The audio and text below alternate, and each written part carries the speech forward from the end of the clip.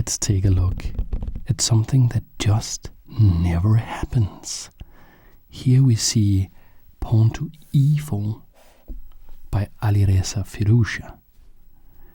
We are used to seeing that. And then we see pawn to c6. This is the Caro-Kann, and this is played by none other than Magnus freaking Carlsen, the unbeatable Magnus Carlsen. Knight to f3 and d5. This is the Caro-Kann defense. This game was played in the 2022 FTX Crypto Cup, part of the Champions Chess Tour, and it is a rapid game. Knight to c3, and this here is the reason that I found this game. Because I was researching this particular opening. This is called the two knights attack against the Caro-Kann. The ECO code is B10. And I just released, maybe you've seen it, this big video on how to play the two knights attack and all these tricks that you have to know and all these traps that you can do with white against black. And I was researching to prepare for this video, and of course looked at the top games. And I found this game, and in this game we see this move that only happened once before. It's queen to a5, and if you haven't seen that other video that I did on the two knights attack, then I can tell you that this move is not played. This is not a theoretical move. This is not what you do against the two knights attack. So is this Magnus Carlsen not knowing the theory? There's no way. There's no way Magnus Carlsen does not know the theory of this, even though he has not faced the two knights attack in any serious game by any serious opponent before. We can be absolutely certain that the world's best chess player who plays the Caro-Kann regularly, he knows all the main moves. So queen to a5, why did he play queen to a5? There's a lot of whys in this game. There's a lot of things that just piqued my interest, and I had to do this video about it. So queen to a5 is actually Magnus saying, okay, I am sure, Alireza, that you found an improvement on move 12 or on move 15 in one or more of the variations that I usually play, in one or more of the main variations of the two knights attack. And I'm not going to challenge you on any of that.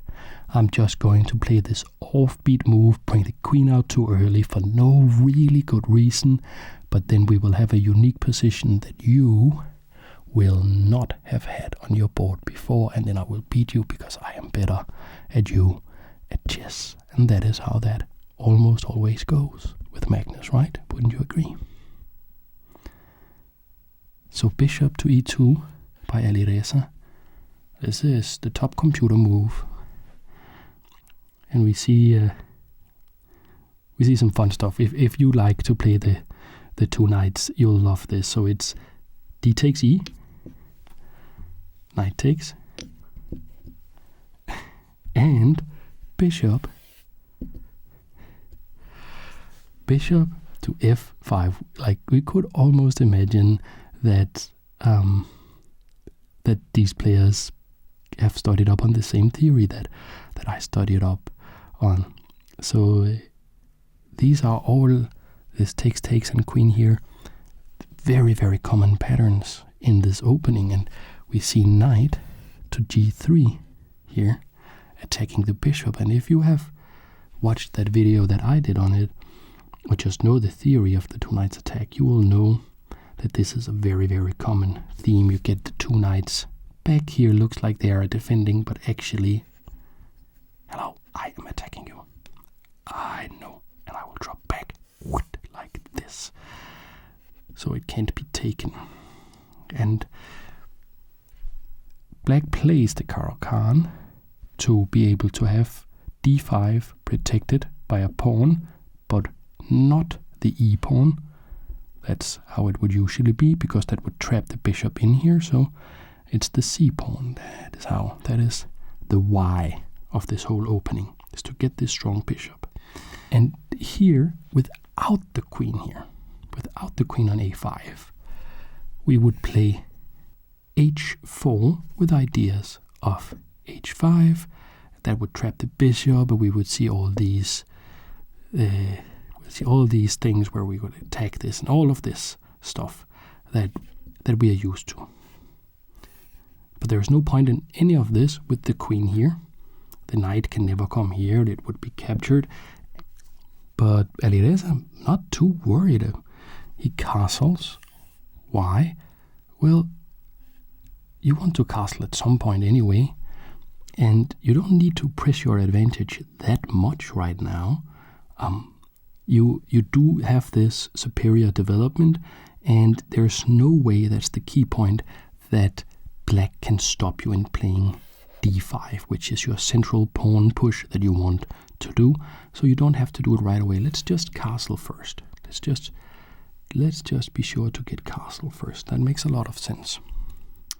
And now this Karpovian move, knight to d7. We've seen this in many variations. So Magnus is really putting this spin, his own personal spin, on this opening with this strange queen a5 move.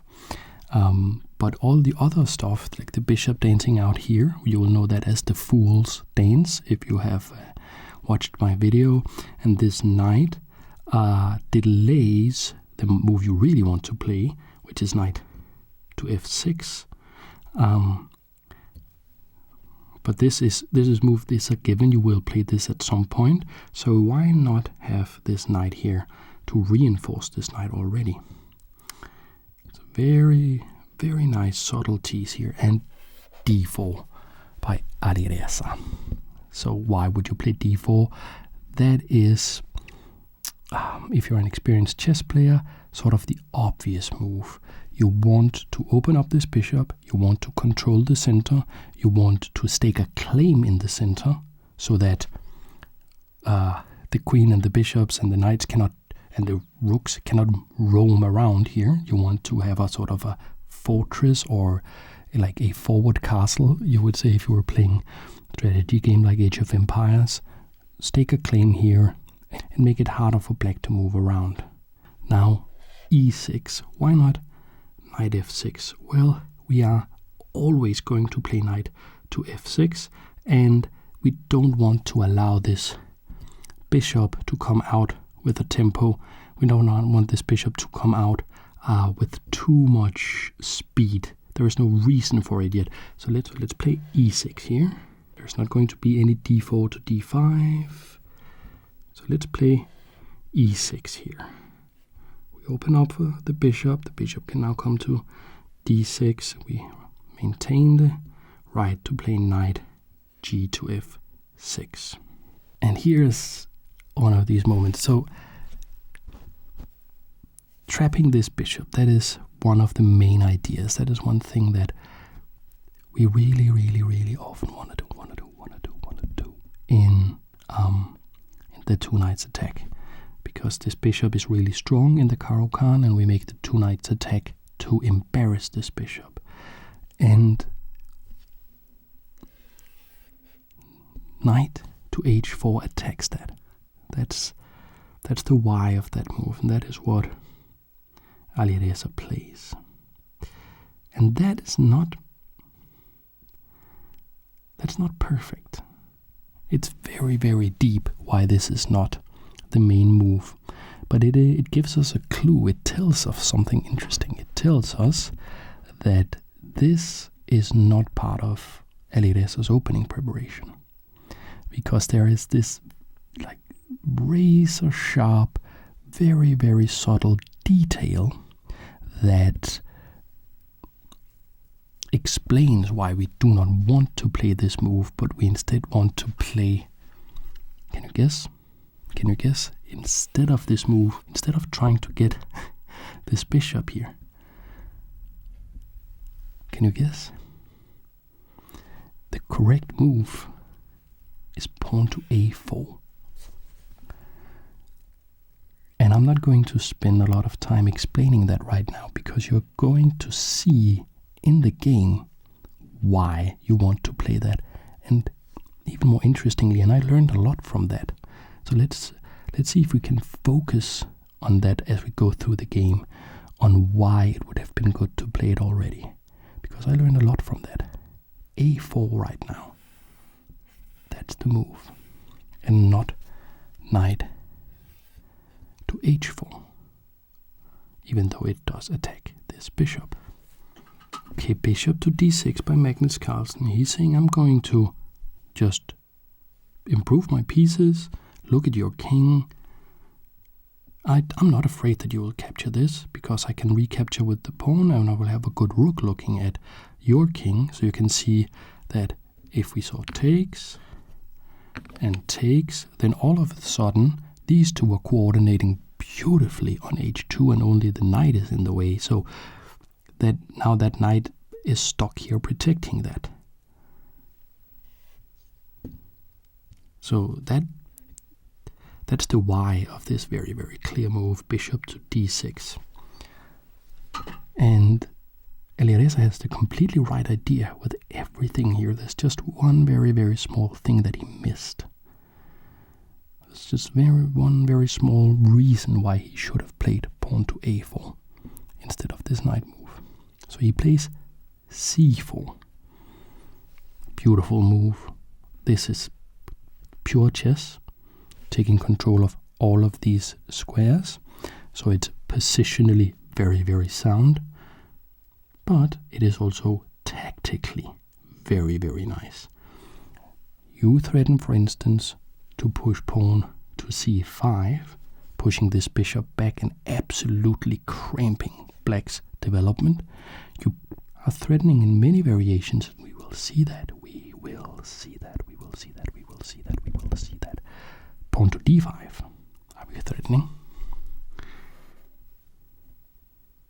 And with any of these moves, we are just going to crash through, expose black's king, and as soon as we have the king as a target, we can start thinking about getting the rooks onto whatever file will be left open after the tactical mayhem has, when the dust has settled and the tactical mayhem has calmed down. We will see what avenues of attack will we have.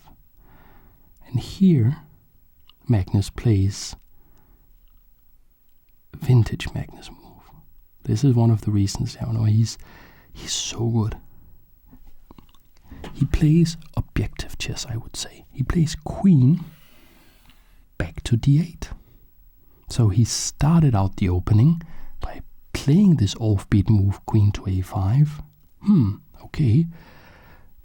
That messed Alireza up a little bit. It threw him off his game, but he is a very, very, very strong player. So he played all these very, very nice moves, and then he had this small inaccuracy with knight to h4 instead of a4. And then we are coming to that a4 move. We're coming to why.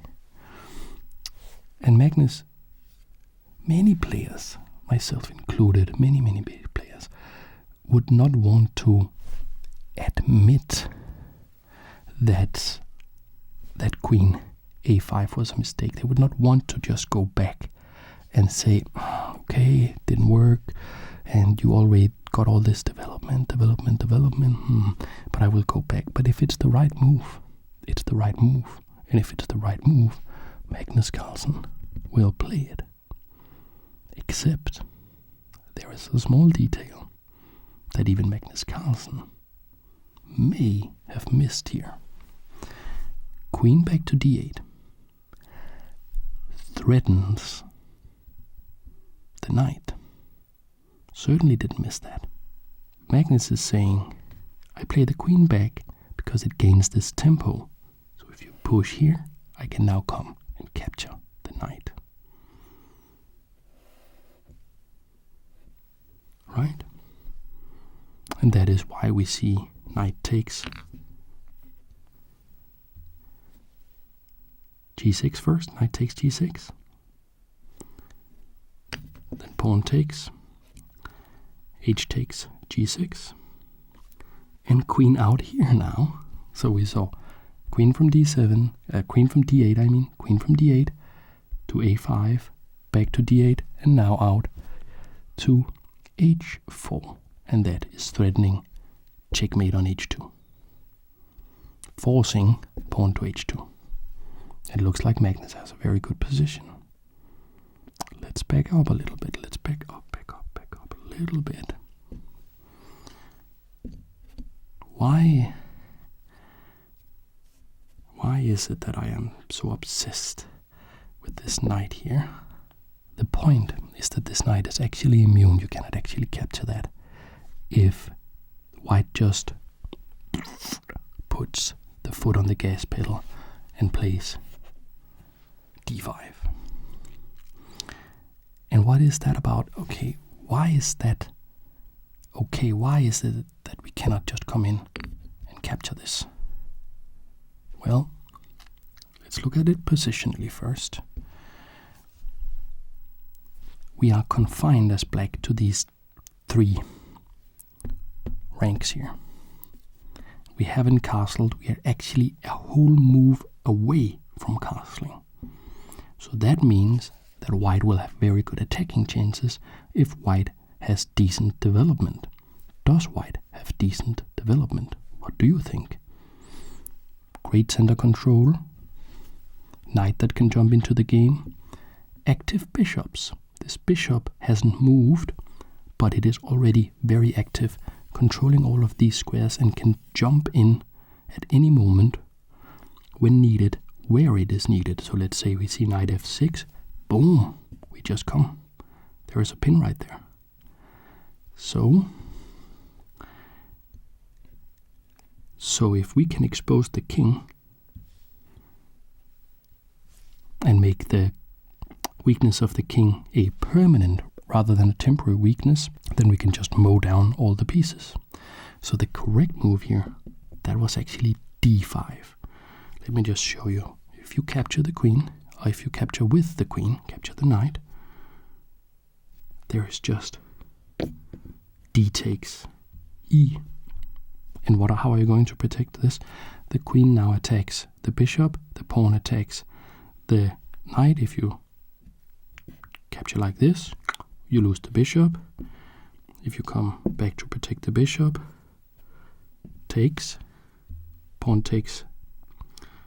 To retain the right of castling, you would capture with the queen, and look at how we just spring into life with all these pieces. Even though we temporarily sacrificed one piece, we got it back, and now we can just attack. Bishop g4, attacking the queen. Queen goes to c7, trying to get out of the way while it's still protecting the bishop. Of course, you cannot go here because you get pinned to the king. Okay, so you go here instead. But now, this extremely delicate queen d4, picking up a tempo against g7. If you come here down here with the queen, you're going to be able to capture the rook. That's a big problem. The tempo that you gain here, we don't expect to actually win the rook, but we have a secondary goal, and the tempo we gain here is just a tool or a means to an end. So forcing knight f6, protecting here, and now we can play rook to e1, check. And because we almost for free were able to play queen here, so this check is deadly. It creates a permanent weakness of the exposed king, and that's the brilliance of this little move that we can insert. Let me just demonstrate. If you don't play queen d4 first, picking up this tempo, forcing knight to f6, and you try to play rook e1 immediately, then knight e7 actually makes it so that black can hold, because now we can castle and black is actually fine. So there was this whole line. I don't blame Alireza for not getting this. Okay. So now we are back here. We are back actual game. And we were looking at how Alireza did not play pawn to d5. Why? Because he was afraid of queen takes knight. And he actually could have played it. But he was afraid of that. He still wanted to play d5. But what did he do? He tried to solve the problem by capturing the bishop first. Knight takes g6. So that h takes g6. Now he can play d5 without queen takes the knight. But the thing is that queen to h4 is now even better. Why? Because there is a threat mate. We threaten checkmate here.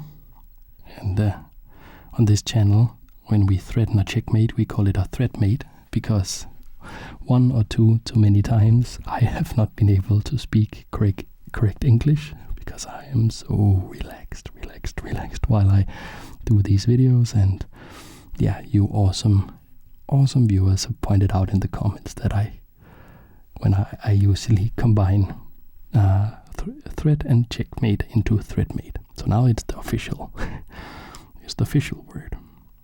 And h3, that's forced, of course. We don't want to allow this checkmate here. And now maybe you would think here that black is doing very well because of this inaccuracy by white, and you may think that you could win a pawn with this little sequence. Magnus did not play this. Bishop takes, pawn takes g3, and queen takes g3. It does win a pawn, but we are too exposed with the king. And even though we are threatening moves like rook takes on h3, could crash through, we don't have enough time. The white pieces are too active, exposed the queen. Bishop f4 attacks the queen, only one square, that would be here. And now we could capture, like so.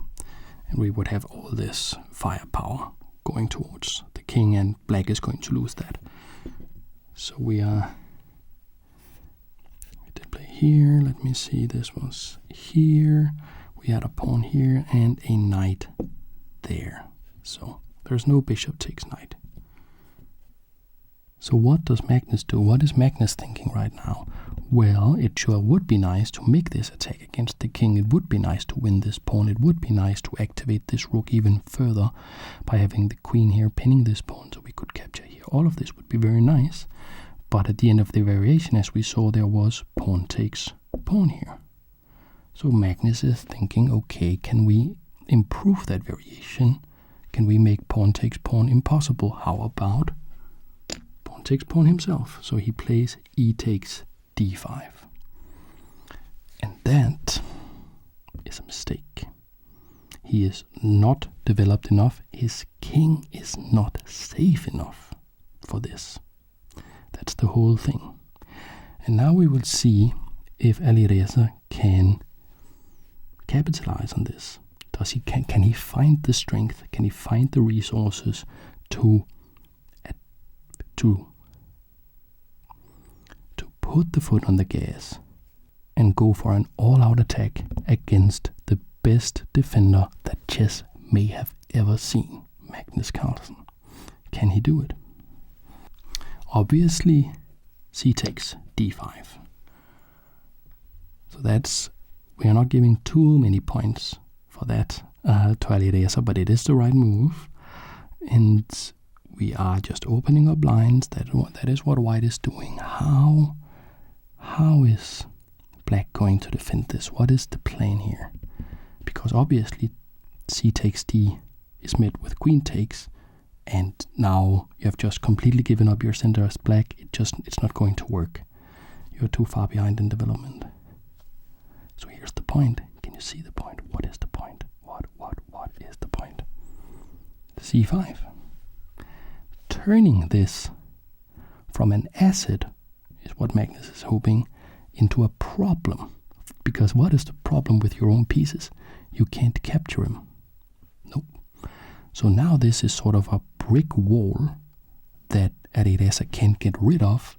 So Magnus has, or at least he is trying to, turn an asset into whatever the opposite of an asset is. This is the place where the game goes from being an interesting, nice chess game where you can learn something about an opening and offbeat ways of handling the two knights attack with the Caro-Kann, all of that, to becoming really like deep and interesting. Because what is the correct move here? We're not concerned as white with this takes here. It's black is too far behind in development. We are concerned with the rooks. You could say that this bishop is not developed because it hasn't moved, but that's not really true. It is looking at all these super important squares on the chessboard here, and it is really doing something. It's the rooks. In particular, it's this rook, right? It's this rook. Because at least this guy is protecting the king. This guy is doing something. This guy is doing nothing at all. How do we get it out? We get it out with a4. And I thought that this maneuver here, rook and out, I thought actually that was where the term rookie came from. I had heard that. That was the term where the term rookie came from, and that was like a beginner thing to get your pieces out like that. Of course, if you play the Budapest defense, like I and many of my awesome viewers do, you love to do that, but it is often seen as this rookie mistake. But I said that in a video, and somebody corrected me. It is actually unclear. It may be where the term rookie come from, but that is not known. That is not something we know for certain. Okay, that was a little tangent, but why do I find this so interesting? It's because all of this that we have seen is all the correct ideas, and the game would have unfolded in very much the same way if just earlier Alireza had played a5 instead of this knight move. We would have seen all the same stuff, but he would be several tempi ahead, and he would not have had to allow this queen becoming more active.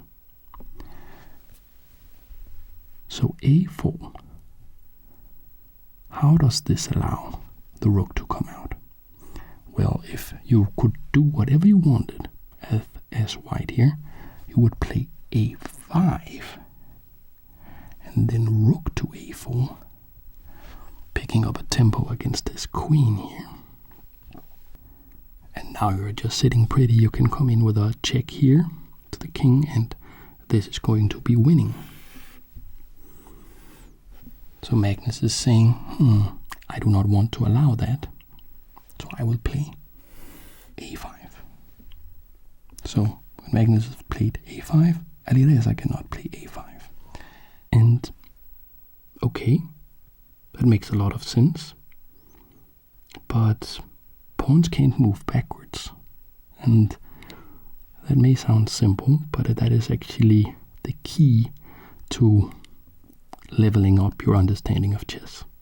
Because if they can't move backwards, you can't ever undo a pawn move, and that means that every single pawn move you do creates a permanent weakness. And the weakness of this pawn move is that there are no pawns that can now control b5.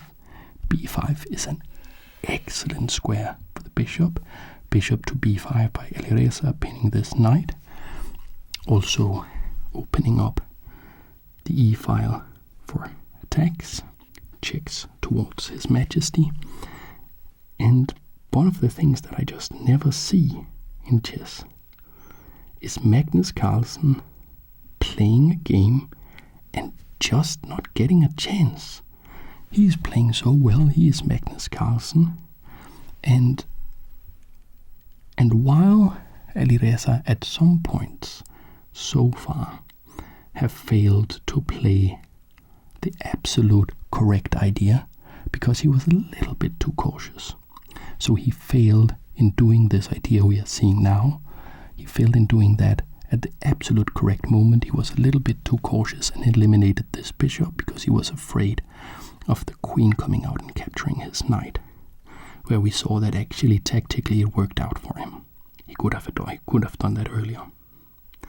But Magnus has never had any real threats at all this game. It has just been advantage to white, larger advantage to white, larger advantage to white, larger advantage to white. Oh, just a little bit mid. Okay, and then we go back. We just never see that.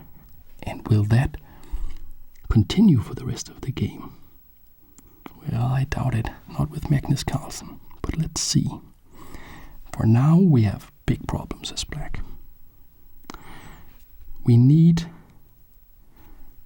to get our pieces out. Knight to f6. And notice that I'm not saying knight g to f6 because this knight cannot go to f6. Normally you will, in this situation, if it's black to move here, since both knights can go to f6, I would go knight g to f6 to say that it's this knight, or if it was this knight, I would say knight e to f6. But given that this knight is pinned, I'm not going to say that, and I mentioned that because the world's best chess player, Magnus Carlsen, asked a journalist in an interview if the journalist knew if it was required to say knight g to f6 if that is the only knight move that is actually legal. So even Magnus Carlsen, there are things about chess that he doesn't know. Not too many, but there are some. Okay, so knight f6, or if you prefer, knight g to f6. Can Alireza find all the correct attacking moves here to capitalize on the advantage? First one, I think I would also play this move. Rook check. Doesn't seem that hard to find. King steps out of the way. Now we have fixed the king. Now the king is not going to castle. The weakness will be permanent. Okay, a little small little victory for white. Okay, now what? Rook to a3. That's the point of all of this. So Magnus is saying, okay, all these pieces are coming in and attacking me. What can we do when we are attacked? Do you know? This is a very good trick. If you are attacked, one thing you can do is to trade pieces off. Rook to e8. Let's trade off some pieces. It makes it easier to defend. Rook takes rook. And king takes rook.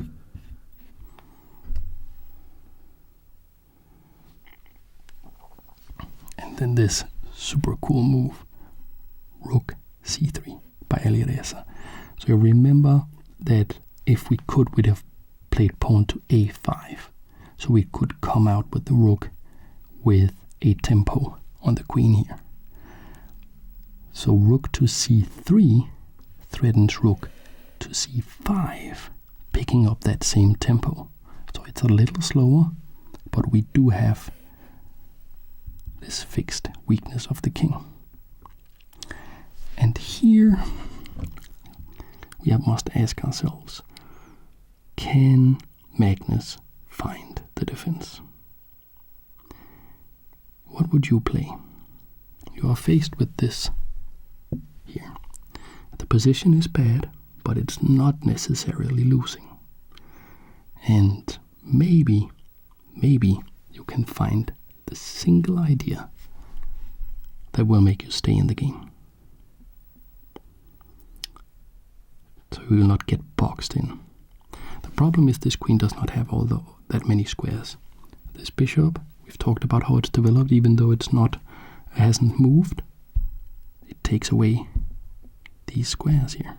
Makes it hard for the queen to get away. The knight takes here, here, here. What does that mean? It means you can actually only go backwards. And you can see we're boxed in here already. Is that what we want? No, we don't want to surrender 2/3 or 3/4 of the entire battlefield to white to arrange their pieces in any way they want to make the perfect attack while we are crammed and move away because I have to get over here. No, but then you will be in the way of this, and that's not what we want. So we don't want to retreat with the queen back into camp. But is there a way? There is, but I don't blame anyone, not even Magnus, for not finding it. It's this very counterintuitive queen d4. And the point is that obviously we're not going to trade queens, but rook d3 attacks the queen, right? But queen goes back now. And what was the point of all of that? Very subtle. It's very subtle. But you can't pick up a tempo against the queen now, because this rook move, you can just capture it. The rook needs to be on c3, right? And if you go back to c3, then Magnus is just going to do it again. That will be a draw. Magnus will be super happy with a draw here. He had the black pieces. His position is worse. Now, draw, absolutely amazing. So if he had found it, I'm sure he would have played queen d4. So that there is no way of picking up a tempo against the queen. But he didn't. Instead, he played a very reasonable move. This king, we would like to get him into some sort of castle, right? Any sort of castle. And it does look like we have some walls here of a castle. So, king d8 with ideas of going to c7, activating this rook now, can come out, join the battle, and we will be safe, at least for some time, from all this attacking business going on, orchestrated by our formidable opponent.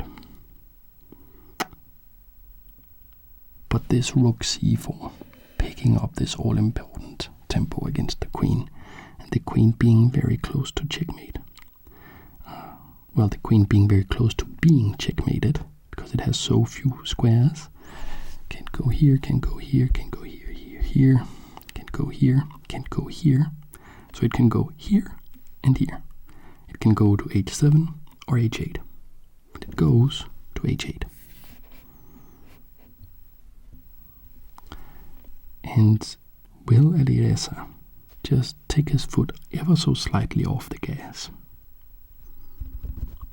Will Magnus Carlsen be able to find one of those Magnus Carlsen resources? And there are some later in the game that are just, it's so Magnus Carlsen. Even when he's like 6 feet under in the coffin, he still has ammunition in the revolver.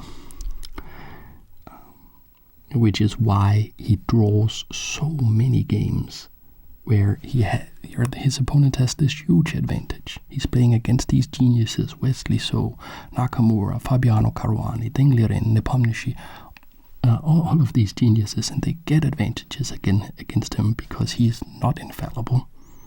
But then they can't convert it, and he saves the draw. And sometimes when he has massaged the situation in the position into a situation where he is now getting close to getting a draw, his opponent will be frustrated because they can't let go of the feeling of, I should have won, I had this huge advantage. And then what does he do? Then he starts being really Magnus Carlsen-like and making these small improvement moves and finding these devious hidden resources. And in some percentage of the games, he turns it around and he wins those games. Games that nobody else could win. And that is one of the reasons he has this absurd rating, the highest rating of all time, is because he's almost impossible to beat. And even if you have beaten him, you had this winning position, he saves the draw, and then he's not even a draw because he'll beat you in some end game in 120 moves.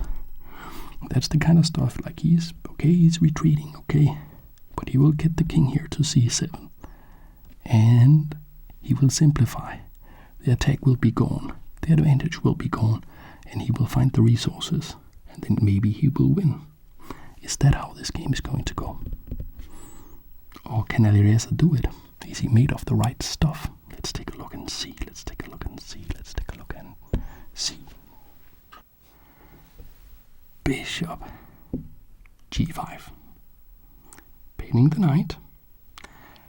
And also in a very sly way, in a very hidden way, attacking the queen. How? Well, I'll show you. We see knight b6 attacking the rook, going away from the defense of this knight. That seems a little curious. What is that about? What that is about is that there's actually a little hidden threat in this position. If it's white to move, white can play bishop takes knight. There is no knight takes knight, so it would have to be king takes knight, and then queen goes to b3, threatening b7. And now there are two avenues of attack. And there will be a hole in this castle that Magnus is trying to construct. So he does not want to allow that, so he plays knight b6, attacking the rook. But the rook goes all the way here, protected by the bishop. Bishops can move backwards, attacking the queen. And it's funny how this queen went to a5, back to d8. To h4, down to h8, and it's being chased in a similar way by a rook coming across the pawn in these unusual patterns for that particular piece. Okay, where do we want to go with the queen? We can't stop it like this because the knight is pinned to the king. So we need to retreat even further. Even the mighty Magnus may be forced to retreat sometimes. So queen c8. Knight, that's a strong move, huh? Knight to e4. Attacks the pinned piece, attacks the d6 bishop, and the knight can't really do anything. And you don't want to try to defend it like this, exposing your queen even further. So you want to get this king into your castle. You want the castle to be over here. That is the one way to defend this position. So how do you do that? How do you construct this castle? I would probably, if my brain hadn't melted at this point, I would probably play king here. That's not what Magnus does because it's a mistake. Why? Well, there are going to be exchanges. Knight takes bishop. And if queen takes, we are getting pinned to the king. An absolute pin, we're going to lose the queen. And if king takes, well, these two bishops, let me just show you. Takes, check. And this crisscross fire here with the bishops will spell disaster for the king. You'll have to go here. You're not getting into the castle. These pieces are super active. The queen will join and attack, and it will be checkmate.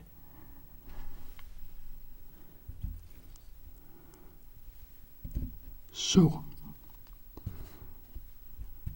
the more passive-looking king to c8 was preferred by Magnus. Interesting, because it allows knight takes knight. Pawn takes knight. And look at this.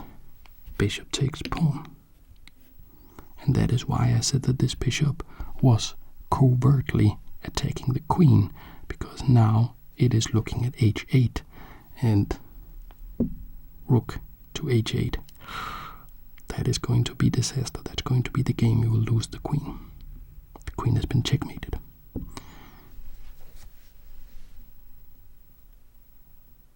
At least now, when there is no knight takes bishop here, we can actually play king to c7. So at least if we see rook h8, we can play takes, takes, and take with the rook. So rook is worth 5 pawns, bishop worth 3 pawns, queen is worth 9, so we are only losing 1 pawn's worth of material there. That's not great, that's not what we want, but maybe we can survive.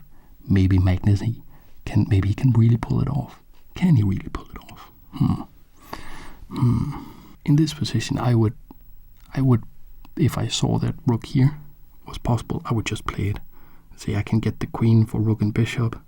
That's amazing. I'll just do that. But Alireza, he played the coldest move here. What's the coldest move in the position? He played queen d2. And I was looking at that move. I'm looking at it, and I had to turn on the engine, the chess software, to help me understand and look at many variations. And the point is that black can't do anything. And he wants to play rook h8. That is what Alireza is going to do. But he doesn't need to do right now, because he has so much control over the position, so he can actually sort of wave his magic wand and get to play rook h8 in this position, but having freely inserted queen d2, threatening this pawn here. And that's all that's about. That's all that's about. It's just saying I can get a completely free move because I understand chess at an extremely deep level and I have figured out all the tactics. So let me get my free move. So queen here, what can black do? Oh, there's basically no moves. But Magnus always looking for the resources. Always looking for the resources. Queen to c8. And if allowed half a chance, this queen is coming out. And if the queen comes out with tempo attacking here, possible checks down here, Magnus will be back in the game. So why waste a move with queen d2? Why? Why even allow the possibility of this? Well, if you are really good at chess and you figure out everything, you can do these kinds of small magic tricks. Rook h7, not h8. On h8, we would see queen f5, maybe rook takes rook, but knight takes. And the position for black is awkward, but now black has chances. And you just don't want to give Magnus Carlsen even half a chance. So not rook h8, rook h7, rook h7, threatening the absolutely devastating rook takes f7. Many chess games have ended on f7, and if we allow one more move here, check. We have this deadly bishop. You come in. I just take that because it's defended by the bishop. So that's going to be game over. Okay. So Alireza knows exactly what move Magnus is going to play here. He's going to play queen to g8 because it defends here. And it's also a little bit forcing because it threatens the rook. And now, having for free gotten this queen d2 move, now rook to h8. But is the game over? No, the game is not over. Queen takes rook. Queen takes rook. Bishop takes queen. Alireza, I guess, is very happy at this point. But rook takes bishop. We are only going down 1 point in material. And queen takes a5. No longer defended by the rook. And you got this free move and you feel very, very happy with yourself if you are white here.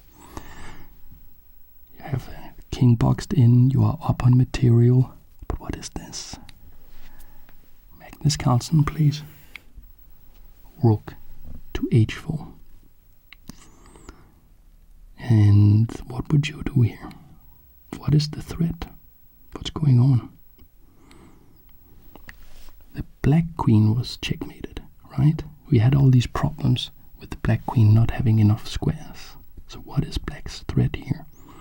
Black has a move that can... Well, it's not going to win the game. It's not even necessarily going to save the draw. But there is a move here that will give black excellent, excellent practical chances. If black is allowed one more move, would you find this? Would you be able to play the one move that keeps your huge advantage as white? That keeps the absolutely crushing winning advantage? Would you find Queen E1? That's the only move that really keeps the advantage, because if you don't play that, if you play anything else, rook to b4 traps the queen. We're not going to capture the queen, we're just going to say the queen has no squares. Can't go here, can't capture, can't go here because of the knight, so you can't get out. You could go here, but that doesn't help because you're still in prison, because if you want to make progress, you would have to go here. And the king is taking care of that. And even if the king had moved somewhere, somehow, the bishop would be taking care of that. So it would take forever to get that queen out. Maybe not even possible.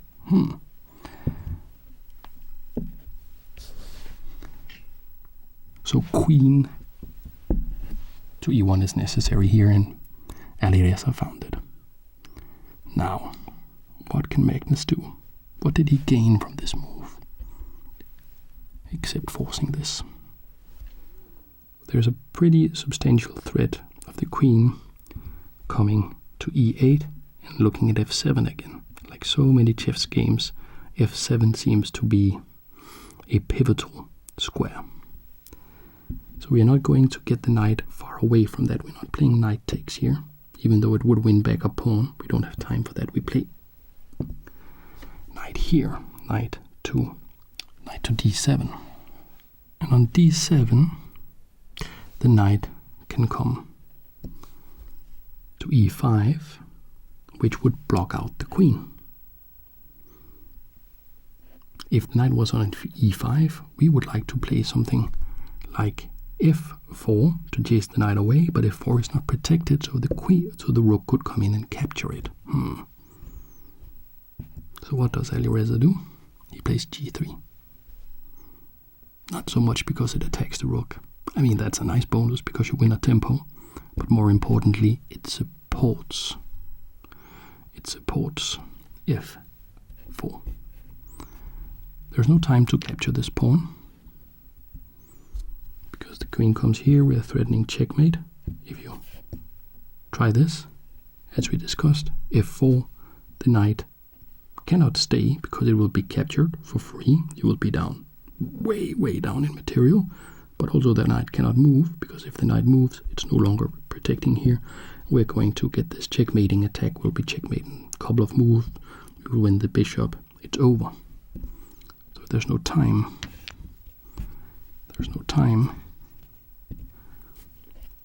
To capture the pawn. So the rook goes back, protecting the entry square for the queen. Well, if we can't get in that way, how about getting in the other way? Queen a5, the very move that started this all in this very offbeat variation of this offbeat opening called the Caro-Kann two knights attack, or the two knights attack against the Caro-Kann defense. So this is check. What will Magnus do against this check? Knight goes back. There are a lot of these. Queen goes out here, does a thing, goes back, does a thing while it's back, attacking a new thing, goes into a new direction. There's a lot of that in this game. We see it again here. Now, after picking up this tempo, forcing the knight back, we go here to c3, which is attacking the rook. So the rook has to move. And now Magnus played rook takes here. Sort of out of desperation, getting a pawn. And there was not much else really to do. The problem is queen b7, and now there's just no way to stop the attack on f7.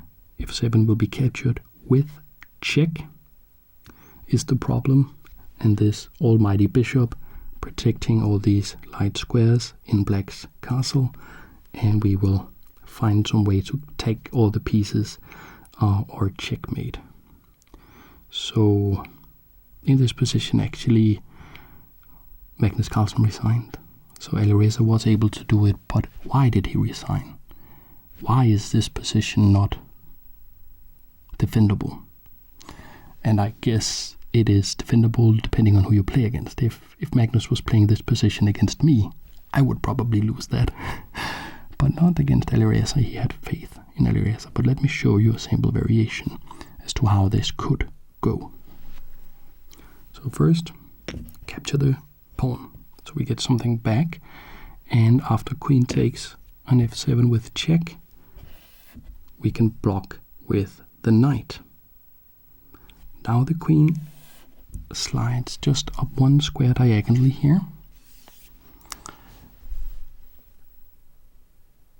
to e6, because we want to come in here and get the king away from the defense of the bishop. We are also attacking the rook, and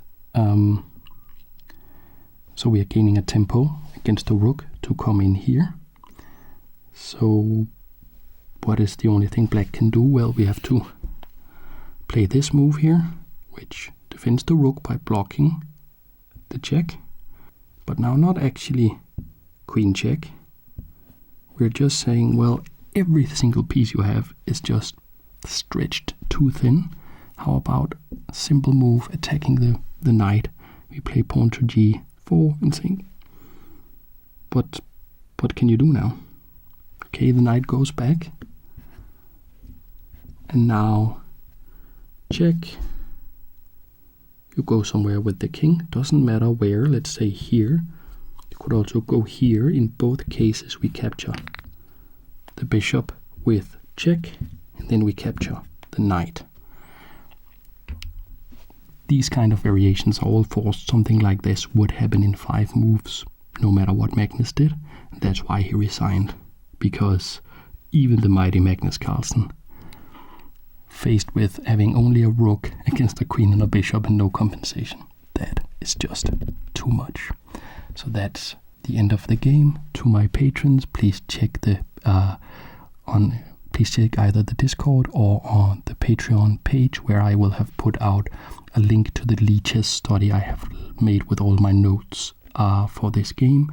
To all the rest of you guys, to everybody watching, thank you so much for watching and making these videos possible. I love you guys. I love you guys. I love your comments. I love the fact that you like this little weird world of ASMR chess. Thanks for being part of chess. Now I think it's time for you to sleep. So let's do like in chess and call it a night.